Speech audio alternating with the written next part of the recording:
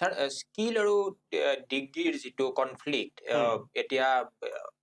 বহুতে কয় যে এটা সময়ত গৈ পেলাই ডিগ্ৰী ইৰিলিভেণ্ট হ'ব আৰু স্কিল মানুহৰ মাজত বেছিকে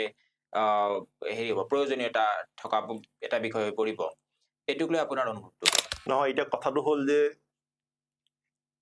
স্কিলটো লাগিব হয় কিন্তু এটো যিটো আমাৰ সিস্টেমত চলি আছে প্ৰথমতে এডুকেশনটো আমি সকলোৱে গ্ৰহণ কৰিবই লাগিব যেটো এটা মাৰ্কিং হয় নহলে পিছত আকৌ নিজে ইনফিনিটি কমপ্লেক্স হৈ যাব মই ইমান স্কিল আছে মোৰ এটা দেখোন ডিগ্ৰী এটা নাই গতিকে স্কিলটো হয় স্কিল লাগিব হয় কিন্তু মই নাভাবো যে এটা মিনিমাম কিবা এটা বেঞ্চমাৰ্ক থাকিব লাগিব এডুকেশন তাৰ পিছত স্কিলটো মানে তাৰমানে কি হৈছে ডাইৰেক্ট স্কিলটো দিলে তাৰ লগত মিনিমাম যিখিনি লাগে সেইখিনি নাথাকিলে স্কিলটো হলে নহব অকল হয় এতিয়া নৰ্মেল পাঠ্যক্ৰমত প্ৰথম শ্ৰেণীৰ পৰা দশম শ্ৰেণী আমাৰ বহুত কথা শিকোৱা যায় বিজ্ঞানৰে হওক বা বাণিজ্যই হওক বা কলাই হওক বা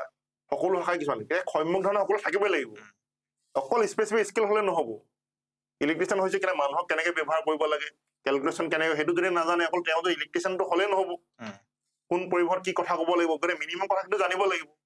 অকল নজনাকে স্কিল কৰি দিলেতো নহব